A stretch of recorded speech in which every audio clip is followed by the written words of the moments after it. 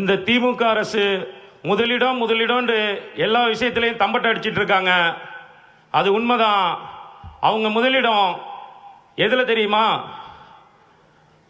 அதாவது மதுபான விற்பனையில் முதலிடம், சட்டம் ஒழுங்கு சீர்கேட்டில் முதலிடம், குப்பையாக இருக்கிற எல்லா மாநகராட்சியிலையும் முதலிடம். இன்று சட்டம் ஒழுங்கு பாதுகாப்பு எதுவுமே இல்லாத இடத்துல முதலிடம். அப்படிதான் அதாவது தூங்கா நகரம் என்றும் கோவில் நகரம் என்றும் பெருமைக்குரிய நகரமாக இருந்த மதுரை இன்று ஊழலில் முதலிடமாக இருக்கு. அந்த ஊழல் செய்த ஒரு காரணத்திற்காக 4 முதல் 5 மண்டல தலைவர்கள் ராஜினாமா செய்தாங்க. அதை செய்தவங்க திமுகவை சார்ந்தவங்க, செய்ய சொன்னது திமுக தலைவராக இருக்கிற தமிழக முதலமைச்சர். மதுரையில் அந்த லெவலுக்கு ஊழல் மதுரையில் மட்டுமல்ல, தமிழகம் எங்கும் இருக்கு. அதே போல மதுரையில் மறுபடி முதலிடம் எதுலனா, இன்றைக்கு இந்தியாவிலேயே அசுத்தமான நகரங்களில் மதுரை முதலிடமாக இருக்கு.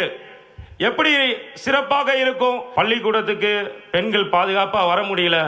அங்க மது போதையில் இருக்கிற இளைஞர்கள் அந்த வர பெண்களை தப்பான முறையில் இது பண்றாங்க. அதை நீங்க தடுக்கணும் அப்படின்னு சொன்னாங்க. எங்கே இருக்கு பெண்கள் பாதுகாப்பு?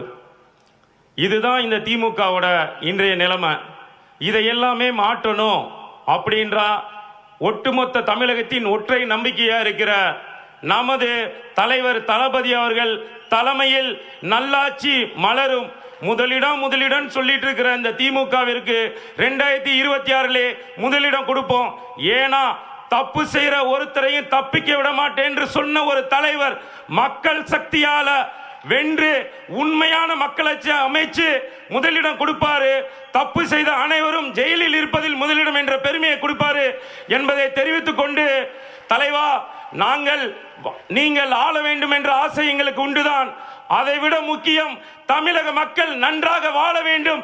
அதற்கு மக்கள் விரும்பும் முதல்வர் வேட்பாளராக நீங்கள் மட்டுமே வர வேண்டும் என்ற ஒட்டுமொத்த தமிழகத்தின் சார்பாக, உங்களின் அன்பு தம்பிகள் சார்பாக, தாய்க்குலங்களின் சார்பாக வேண்டுகோள் வைத்து, வெற்றி நிச்சயம் என்ற உங்களது கொள்கையை ஏற்று உங்களுடன் உரையும் வரை இறுதி வரை பயணிப்போம் என்று கூறி இவ்வாய்ப்பை அளித்த உங்களுக்கு நன்றி கூறுகிறேன். நன்றி, வணக்கம்.